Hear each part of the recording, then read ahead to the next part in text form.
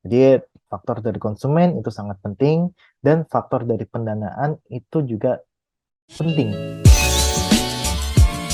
Hai sahabat TCID, kalian sedang mendengarkan podcast Suara Akademia. Ngobrol seru isu terkini bareng akademisi. Line Twitter especially kemarin itu digemparkan sama tweet dari akun anonim i_comurz COMURZ gitu. Dia ngasih tahu bahwa banyak banget startup mau melakukan layoff dan tiba-tiba ada pengumuman Shopee mem-PHK banyak pegawainya. Ini Ya. sebenarnya bukan menjadi perusahaan startup pertama, tapi sebelumnya ada banyak-banyak startup yang sudah melakukan. E-commerce sempat menyebut ada Happy Fresh, terus juga ada beberapa startup yang lain juga. Dan ini tuh banyak banget orang yang bilang kalau sekarang di Indonesia startup startup ini sudah masuk ke fenomena bubble burst. What is bubble burst? Apa yang apa yang menyebabkan bubble burst ini kejadian? Kita bakal ngobrol sama peneliti dari Indef ya, ada Mas Nailul Huda untuk nyari tahu informasi soal bubble burst startup ini. Halo Mas Huda, apa kabar Mas? Halo Mas Arief, Alhamdulillah baik Mas. Nah, pertanyaan pertama nih Mas, mungkin kalau Ya, orang yang apa ya, nggak terlalu ngikutin berita soal startup nih, mereka dengar tiba-tiba kalau buka timeline atau nonton di berita gitu, bubble burst, bubble burst, bubble burst gitu. Apa sih sebenarnya bubble burst ini Mas Huda?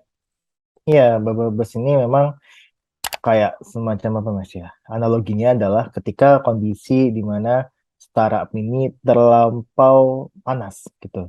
Jadi Mm-mm. mereka panasnya sangat cepat sekali, tapi dia nggak mempunyai ketahanan atau sustainability ya dari Oke. kondisi tersebut. Akhirnya yang menjadikan ya mereka jatuhnya terlalu dalam gitu. Nah, Mm-mm. sebenarnya kan fenomena bubble burst ini kan dia sudah ada ya sejak dulu kala ketika kita pasti kalau masyarakat yang dia di tahun 90-an gitu ya udah mengikuti mengenai fenomena internet gitu kan. Mm. Nah, ini kita juga ada pernah ngalamin ya yang namanya .com bubble burst. Jadi istilahnya adalah banyak sekali internet ketika ditemukan, banyak sekali masyarakat yang membuat ya mungkin massarif.com Mm. atau dan sebagainya dan dia berawalan dari meningkatnya pengguna internet gitu. Nah, Mm. akhir dari itu tahun 2000-an awal ya atau Mm. 90-an akhir itu bisa dibilang bahwa itu adalah eh, akhir dari maraknya munculnya .com atau situs-situs internet yang saat itu merajalela gitu dan akhirnya mereka tutup satu persatu. Nah, ini juga sama. Nah, ini Mm. kan kalau kita lihat datanya Mas Sarif ya, itu startup di Indonesia itu sangat-sangat besar gitu. Mm. Ada berapa ribu gitu kan startup di Indonesia yang dimana itu perkembangan saat pandemi itu sangat cepat sekali. Jadi Mm. kalau kita lihat data pandemi ini memunculkan banyak sekali startup-startup baru yang which is itu sebenarnya bagus gitu ya. Mm. Kita membuka lapangan pekerjaan baru dan sebagainya. Namun demikian karena dia sifatnya terlalu cepat panas, ini yang saya bilang bahwa ya kalau turun juga juga eh, cepat gitu loh. Nah, Mm. ini yang saya rasa salah satu indikator ataupun bagaimana masyarakatnya melihat fenomena Babers ini seperti apa. Jadi istilahnya ya terlalu cepat panas pasti turunnya akan tajam dan cepat juga akan menggulung berbagai startup. Oke, jadi intinya cepet take off, cepet turunnya ya, gitu ya Mas ya, gampangnya ya. Ya, kayak gitu. Oke, nah penyebabnya apa aja nih Mas? Karena kan Oke. kalau orang awam kayak saya nih gitu, paling liatnya startup nih kalau gaji pegawai gede-gede banget kayak, jadi hampir semua orang pengen pindah ke startup gitu. Ya, Apa aja penyebabnya? ya Mas Arief. Jadi mungkin saya akan mulai cerita dulu ya mengenai Mhm. karakteristik tiga aktor utama di industri digital gitu. Mhm. Yang pertama adalah dari sisi platform, ya Oke. kan. Dari sisi platform, platform ini adalah aktor di mana mereka yang menciptakan aplikasi, mereka yang menciptakan website gitu, mereka yang menciptakan sebuah bisnis digital. Nah, platform ini untuk sampai saat ini sangat ketergantungan karakteristik di Indonesia ya dan mungkin di negara lainnya gitu. Hmm. Platform ini atau aplikasi ini sangat ketergantungan dengan yang namanya pendanaan, Oke. ya kan? Nah, pendanaan ini eh, kalau saya bilang ya mereka kalau misalkan sudah di tahap awal Hmm. ketika bootstrapping mereka menggunakan modal sendiri. Tapi Ya. ketika mereka sudah mau membesar, mau untuk melangkah lebih maju, mereka butuh pendanaan. Nah, Hmm. makanya eh, pendanaan ini adalah penting bagi startup. Itu yang pertama. Oke. Ya. Nah, bagaimana caranya memperoleh pendanaan? Ini kan. Oke. Salah satu jalannya adalah melihat nilai valuasi.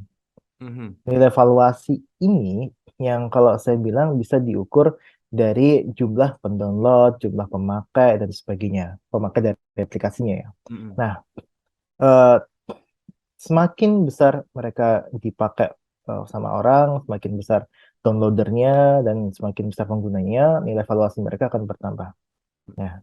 Nah, ini berhubungan dengan aktor yang kedua, yaitu adalah konsumennya. Mhm. Nah, konsumen di Indonesia, Mas Arif ya, itu saya masih berpikiran konsumen digital di Indonesia ini adalah eh, price oriented consumer. Mhm. Jadi apa yang paling murah itu yang akan digunakan.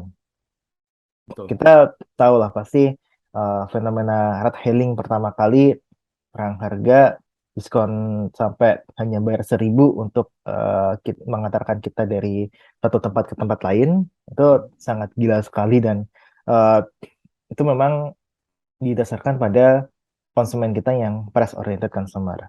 Ya. Bahkan selisih beda 1.000 aja tuh pasti udah berpikiran oh ini aja saya lebih murah 1.000 gitu kan. Mhm. Nah, akibatnya perusahaan itu berlomba-lomba untuk semakin banyak menjaring dengan eh, strategi bakar uang. Mhm. Makanya kita mengenal strategi bakar uang burn the money itu ketika awal startup berdiri itu pasti mereka burn the money gitu. Nah, Mhm. ini akan sangat terkait sekali jumlah pengguna dan sebagainya dalam evaluasi adalah dengan aktor nomor tiga, yaitu adalah capital venture atau Mhm. pendananya. Nah, ekosistem di pendana atau ekosistem digital yang dia memang pendananya ini sangat memegang peran penting. Nah, ini yang menurut saya eh, jadi ada perubahan di akhir-akhir ini. Dulu, Mhm. kalau misalkan pendana ini kan pasti ingin melihat ya bahwa ya bagaimana sebuah startup ini bisa bersaing, bagaimana pendana startup ini bisa menggait konsumen dan sebagainya gitu. Nah, semakin mereka bagus menceritakan, menyusun growth story ke investor gitu kan. Nah, mereka akan mendapatkan permodalan, nah kan. Nah, namun demikian, ketika tahun ini gitu kan, tahun ini itu saya bisa bilang bahwa minat dari investor dan ukuran investor untuk menanamkan modal di sebuah startup itu berubah. Mhm. Yang tadinya mungkin ya udah nggak apa-apa eh, startup ini rugi selama 10 tahun gitu, nggak masalah gitu. Awalnya kayak gitu nggak masalah. Asalkan nilai valuasinya meningkat, penggunanya meningkat gitu. Nah, saat ini dengan kebijakan The Fed yang terus menaikkan harga, kemudian yang menyebabkan istilahnya itu adalah cost of fund-nya itu naik gitu Mhm. kan. Nah, ini yang menyebabkan investor berpikir dua kali bahwa ya bukan hanya mereka mampu bertahan dan sebagainya, tapi bagaimana caranya startup ini dia bisa menghasilkan keuntungan dalam waktu yang relatif lebih singkat. Kalau tadinya 10 tahun, mungkin sekarang 5 tahun dan sebagainya yang saya rasa bilang bahwa ya ini harus bisa menghasilkan keuntungan. Nah, inilah salah satu karakteristik yang berubah dari investor gitu. Jadi Mhm. faktor ketiga ini sangat penting. Nah, ketika pendanaan ini nggak ada, terus kemudian si startup ini nggak mendapatkan uang, bagaimana caranya mereka menghasilkan atau bisa menggait konsumen sebanyak-banyaknya melalui burn the money gitu kan. Mhm. Nah, akibatnya ya mereka ketika pendanaan seret ya mereka otomatis masih harus burn the money dan kemudian mereka akhirnya melakukan efisiensi. Salah satunya adalah dengan mem-PHK karyawannya gitu. Nah, startup yang mulai berubah haluan ya Mas Arif ya, itu memang satunya SoftBank ya yang Mhm. kemarin rugi besar gitu kan, bahwa startup yang didanain itu belum menghasilkan keuntungan bagi investornya gitu. Nah ini yang menurut saya bisa berubah nih, dan jangan salah Mas Arif, di kita ini kan ada 2.300 ya 2.300 startup gitu kan, dan pendanaannya itu relatif lebih kecil dibandingkan dengan lainnya sebenarnya. Mhm. Pendanaan kita di tahun 2021 145 triliun, sedangkan kalau Amerika Serikat bisa sampai 4.000, Cina itu bisa sampai 900 triliun dan sebagainya. Nah, kalau kita lihat data juga Mas Arif, ini tahun kemarin merupakan puncak dari investasi startup digital di Indonesia, Mhm. mencapai 145 triliun, gitu kan. Nah, dibandingkan dengan tahun 2020 yang cuma 48 triliun dan pertengahan tahun ini cuma 31 triliun. Artinya dari 144 triliun jadi 31 triliun. 31 ya, 31 triliun gitu. Mhm. Nah, ini artinya sampai akhir tahun pun nampaknya eh, 50% lebihnya dia udah syukur gitu kan. Nah, ini yang menyebabkan ya akhirnya startup-startup di Indonesia banyak yang mem-PHK, bukan cuman masalah si orangnya ya, tapi Mhm. beberapa sebelumnya sudah melakukan efisiensi gitu kan, dari mulai startup edutech dan fintech dan sebagainya yang saya rasa itu banyak melakukan efisiensi gitu. Dan ini suatu fenomena yang saya rasa terkait sama pendanaannya Mas Sarif. Oke. Nah, jadi memang funding yang pemodal yang udah ngasih duit sekarang ibaratnya udah pengen ngambil untung gitu ya Mas Huda ya? Iya, eh, sebenarnya bukan ngambil untung juga untuk saat ini ya, tapi Mhm. mereka semakin mengetatkan pendanaan.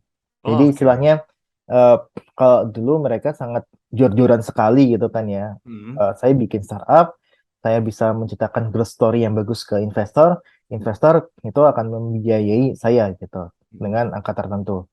Nah, saat ini mereka berubah, harus mempunyai satu path yang jelas kapan startup itu bisa menghasilkan keuntungan, dengan cara apa mereka bisa keluar dari strategi bakar uang. Nah, ini yang saya bilang bahwa ya iklim investasi ya, iklim investasi Mhm. terhadap digital kita sekarang sudah berubah gitu, bukan cuman dia mau membantu saja ya, tapi mereka juga harus memperoleh keuntungan dalam waktu jangka yang relatif lebih singkat gitu. Kalau Oh. dulu oke lah, Tokopedia, Gojek, Grab, kemudian apalagi ya yang dulu, yang dari dulu ya, Bukalapak dan sebagainya gitu. Mhm. Mereka mungkin masih di tahap awal ketika investor itu nggak masalah, ketika ya nggak apa-apa kamu rugi selama 10 tahun, tapi yang jelas dari pengguna kamu meningkat, GMV kamu meningkat, customer value kamu meningkat, dan eh, awareness produk kamu meningkat gitu. Nah, sekarang beda. Ketika mereka mau ngasih uang, harus tanya juga gitu kan. Ini kamu bisa keluar atau mendapatkan keuntungan di tahun berapa gitu. Nah, ini yang saya rasa jadi perhatian lebih dari sisi investor. Makanya ketika investasi tahun kemarin itu besar banget. Jadi Mhm. tahun kemarin ketika pandemi itu eh, salah satu platform inilah startup digital kita banyak mendapatkan pendanaan gitu. Iya. Mereka expand kemana-mana, merekrut dengan bayaran yang sangat besar, Mas Arief. Tapi mereka lupa bahwa tahun 2022 itu akan menjadi beban mereka. Nah, Iya. ketika mereka tidak mampu untuk mendapatkan pendanaan kembali, itu akan sulit bagi mereka untuk membiayai beban tersebut. Nah, ini yang saya rasa jadi masalah juga di ekosistem startup digital kita.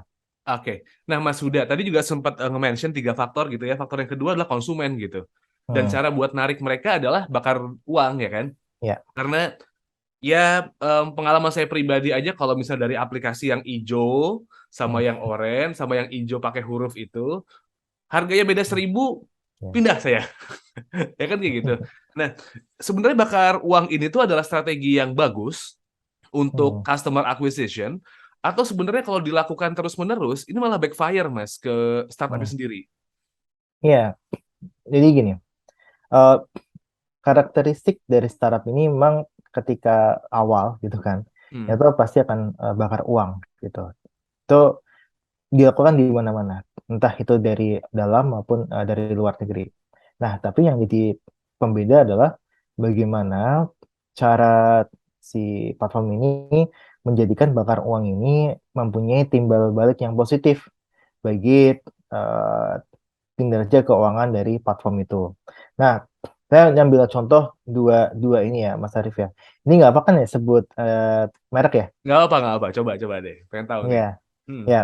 Jadi eh, saya mengambil dua dari luar. Hmm. Satunya itu adalah Grab, satunya Oke. adalah Shopee gitu. Nah, Grab pada laporan tahun ini menunjukkan bahwa untuk marketing eh, marketing bukan marketing fee ya, apa ya istilahnya ya, belanja marketing lah Hmm. dalam bentuk promo dan sebagainya itu meningkat gitu. Nah, namun diiringi juga dengan kerugian yang menurun. Jadi Oke. ketika dia membakar uang dengan jumlah yang banyak, dia nggak memberikan satu individu itu dia dengan apa promo yang besar gitu, tapi Hmm. mereka memperluas pasarnya. Jadi banyak yang menggunakan, kemudian akhirnya pendapatan mereka tumbuh dan tumbuhnya lebih besar dibandingkan dengan beban mereka. Oke. Makanya kerugian bisa ditekan. Nah, beda sama Shopee, di Hmm. mana kalau kita lihat di sini ada peningkatan untuk sales and marketing expenses, di mana pertumbuhannya itu untuk e-commerce itu 54,9%. Hmm. Itu expensesnya ya. Tapi di satu sisi kerugian yang dialami oleh si limited ya, khususnya untuk Shopee itu meningkat. Oke. Jadi kerugiannya biaya marketingnya meningkat, tapi nggak mampu menekan kerugian gitu. Hmm. Nah, dari dua hal ini aja sebenarnya ini ya, bisa kita lihat bahwa ya bakar uang sih nggak masalah, asalkan bisa menekan dari kerugian gitu. Hmm.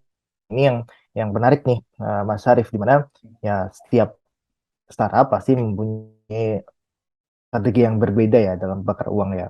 Dan ini saya rasa eh, bakar uang nggak masalah selama mereka masih mampu menunjukkan kinerja yang positif dari sisi keuangan.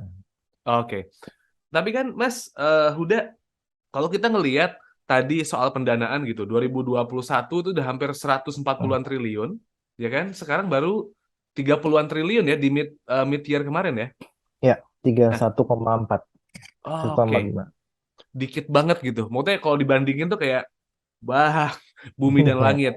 Nah, apakah kalau kita ngomongin soal situasi startup sekarang nih, artinya kan fenomena bubble burst ini dengan pendanaan yang tidak sebanyak itu mungkin aja masih bertahan nih. Dampak apa lagi yang bisa muncul nih, Mas? Selain banyak orang atau pegawai-pegawai startup di PHK nih, Mas?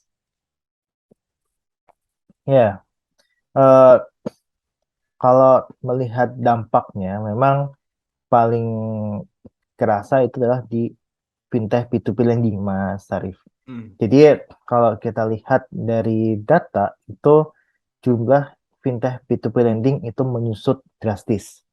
Per Januari tahun 2020 untuk jumlah fintech P2P lending itu mencapai 160-an fintech P2P lending.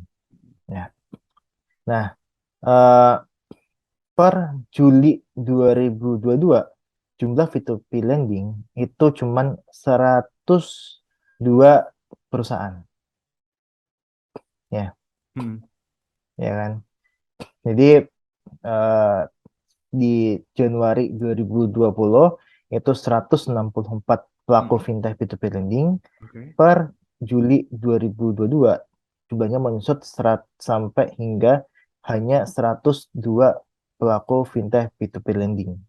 Oke. Jadi itu bisa dibilang ya fintech P2P lending akhirnya banyak yang nggak mendapatkan pendanaan. Dan tadi saya lihat uh, data untuk investasi di fintech P2P lending itu menyusut tajam gitu. Dan tahun kemarin pun ternyata kalau kita bedah satu-satu, ternyata pendanaan fintech P2P lending yang meningkat itu hanya di fintech P2P lending tertentu. Nggak semuanya mendapatkan pendanaan. Nah, bagaimana caranya persaingan yang begitu ketat, kemudian mereka butuh pendanaan untuk burn the money, untuk menggait konsumen, tapi mereka nggak mendapatkan pendanaan. Akhirnya, ya mereka mengalami masalah keuangan.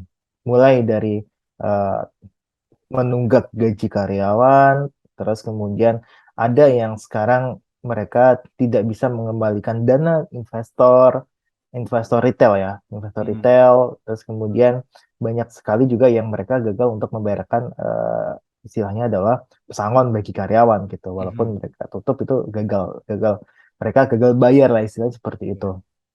Nah ini yang saya rasa bisa dilihat bahwa sangat penting sekali pendanaan di sini. Nah, memang kalau saya lihat apakah akan ada penyesuaian untuk strategi bakar uang gitu. Nah, kalau saya lihat selama masyarakat Indonesia yang masih price oriented consumer, saya sulit melihat untuk startup ini tidak bakar uang. Gitu. Jadi ya pasti mereka masih akan bakar uang, yang dikorbankan adalah efisiensi di perusahaannya. Karena price oriented consumer, Mas Arif, kita Ya, itu agak-agak tricky ya kalau udah price oriented customer gitu ya. Gimana ya caranya buat bertahan gitu. Baik Mas Huda, ada yang ingin disampaikan lagi kah Mas? Mungkin pengen ngeresum obrolan kita sore hari ini Mas. Silakan, monggo. iya iya Mas Arif. Jadi memang eh, kita tengah menghadapi new normal ya, di mana ya kegiatan untuk offline juga sudah mulai dibuka kembali, kemudian juga kita juga tengah mengalami kenaikan suku bunga di berbagai bank sentral di berbagai negara, beberapa negara, termasuk di US gitu, yang menyebabkan memang cost of fund dari investasi ini meningkat gitu. Akibatnya memang investor itu semakin selektif untuk memberikan pendananya bagi sebuah startup gitu. Nah, makanya yang ingin saya bilang dua gitu. Jadi kalau teman-teman yang ingin memulai usaha startup itu harus memikirkan karakteristik dari industri startup kita. Bahwa tiga aktor utama ini sangat berperan penting dalam industri startup digital. Jadi faktor dari konsumen itu sangat penting, dan faktor dari pendanaan itu juga penting gitu. Tanpa ada pendanaan itu saya rasa sulit bagi startup digital di Indonesia untuk bisa bersaing dan bisa bertahan. Nah, makanya ini teman-teman yang udah mulai usaha startup itu sudah harus mempunyai path yang jelas kapan teman-teman ini bisa mendapatkan keuntungan dari usahanya. Nah, yang kedua memang eh, dari sisi investor itu sudah melihat bahwa ya growth story yang bagus itu harus diimbangi dengan kualitas kinerja keuangan yang bagus pula. Gak apa-apa atau merugi karena bakar uang, namun harus mempunyai strategi atau exit strategi agar bisa mendapatkan keuntungan dan tidak tergantung dengan bisnis bakar uang. Oke, jadi startupnya ya Mas ya memang harus mulai mengatur Ya, gimana keuangannya supaya tetap bisa sustain gitu ya. ya, Oke, kalau begitu Mas Huda terima kasih untuk ya, waktunya dan juga ilmunya Mas. Ya, sama-sama Mas Arif. dan juga buat Sobat Isi ID yang kalau emang pengen ngecek berita dari The Conversation Indonesia, bisa langsung aja buka website kami theconversation.com/id, and don't forget to follow our social media, The Conversation IDN di Twitter, di TikTok, sama di Instagram. Kalau begitu, saya Muhammad Syarif selaku podcast produser pamit. Kita ketemu lagi di episode-episode berikutnya. Hai sahabat TCID, kalian sedang mendengarkan podcast Suara Akademia. Ngobrol seru isu terkini bareng akademisi.